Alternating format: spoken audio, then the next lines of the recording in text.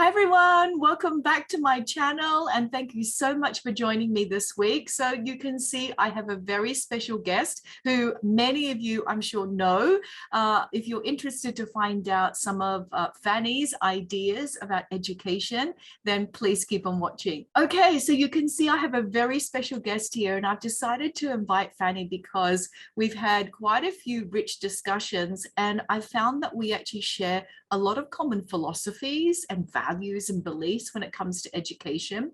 So Fanny, would you like to start off just by introducing yourself to everyone? Yes, thank you, Jenny, for inviting me. I'm very happy to be here today. Well, I'm Fanny Passeport. I'm from France, but most of my career was in India in international schools. And now I'm in the Netherlands and I'm working at Erasmus University Rotterdam with a radical innovation unit. And I'm also a consultant at No Borders Learning, my own company. And I'm also a postgraduate student in education. So I'm also researching right now. Excellent. And actually, I recently saw your wonderful assessment webinar. So I was thinking like at a later stage, you know, assessment is one of those topics that everybody always wants to unpack. So at a later stage, I hope I can invite you back and we can talk about assessment because I actually love that webinar. If you haven't seen it, go on to 4 Generations. I think it's on Ali's website and I really enjoyed it. So I wanted to give you a shout out before we start. Okay. So my first question is, what is your philosophy and beliefs in terms of effective education? What are your values? Yeah. Wow. Okay. So definitely for me, the first words that would come to my mind are about access and inclusion and perhaps justice. Yes. Because I believe that we can really make schools more inclusive. Yes. And especially for learners who have learning disabilities or maybe they're not yet identified. So I think it's really important for me to make sure that the schools are more about developing talent, and that comes from Thomas Gursky actually, because that's like a really catchy phrase, developing talent rather than selecting talent. Yes. So to really do the job of growing humans together and not just focusing on the learning outcomes, academic outcomes, but much more actually on the learning process and the lifelong learning skills that the students not only need now, but also for their future. So kind of always looking at the whole child. And especially I kind of like to talk about moving from an ecosystem, you know, schools that are more about, you know, appearance and reputation and surface level and all of these fun events to a more ecosystem where we really focused on serving the learners, but also to serve the teachers as well, who have this kind of pressure from above and below. So in my philosophy, yes, I guess it's about making sure that we're not only talking about education, we are talking about learning, and learning is not just cognitive, but also affective. So we need to be able to attend not only to the mind, but to the heart as well. And to the soul. And that's based on a lot of ideas in your book, right? You've got this wonderful book that you've published. Just remind everybody about your book because it does bring in, I think, a lot of well-being and looking at the, I think, human development from emotional as well as cognitive viewpoint. Yeah, so I've written a book with Kathleen McLemore for ISTE, I think 2018. It's called Stretch Yourself, a personalized journey to deepen your teaching practice. And it was meant for young teachers or new teachers in the profession to take a pause and think about their purpose, then take risks in the classroom and meditate, as in take and give feedback and engage in more of an exchange with learners and colleagues. And now I'm writing another one, which is based on these ecosystem ideas, but it's really still in the making.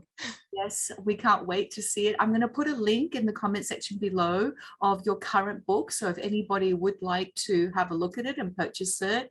And I just want to pick up on that beautiful idea about human talents and developing human talents and allowing our students to flourish. So providing that kind of environment for our students to grow and flourish rather than selecting talent. So I love that idea that you shared. Now, Thomas Gursky. Yes. This is a challenging question I'm going to ask you. And I think there's no easy answer. And we can kind of just, I think, you talk about it from the tip of the iceberg. If you could change anything about education globally, is there something that you could suggest could be changed? Well, I'm an utopian, so like I have a full list of things I would change if I had a magic wand.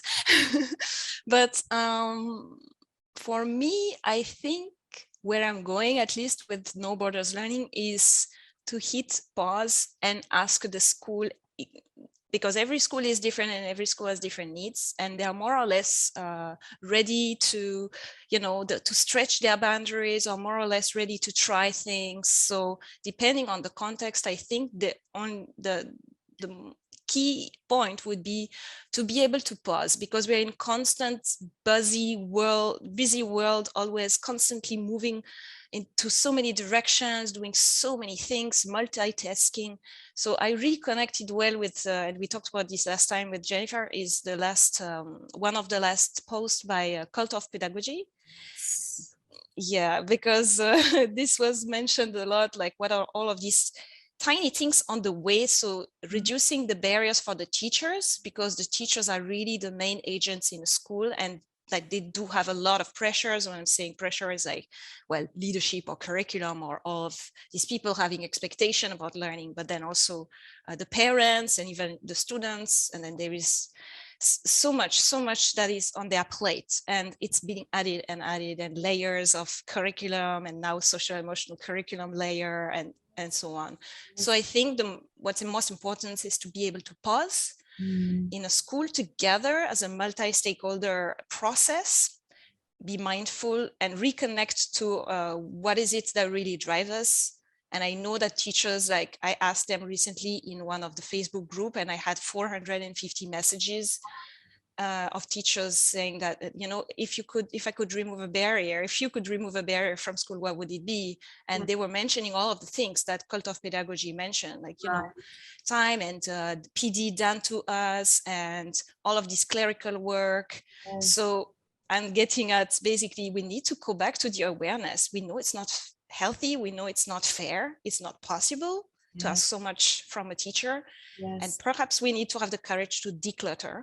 And to go back to what really matters. Yes, I love that idea. And I'm going to make sure that I put in the show notes as well below the Jennifer Gonzalez's latest podcast. And then there's a transcript of it too, with lovely advice, but just also acknowledgement of the hard work that educators do globally, and how we are overwhelmed, whether we're back in school or teaching online, there's a huge responsibility that we feel, that we want to serve our students as best as we can. And I think that's why many of us are so dedicated and work such long hours to try and commit, to that service.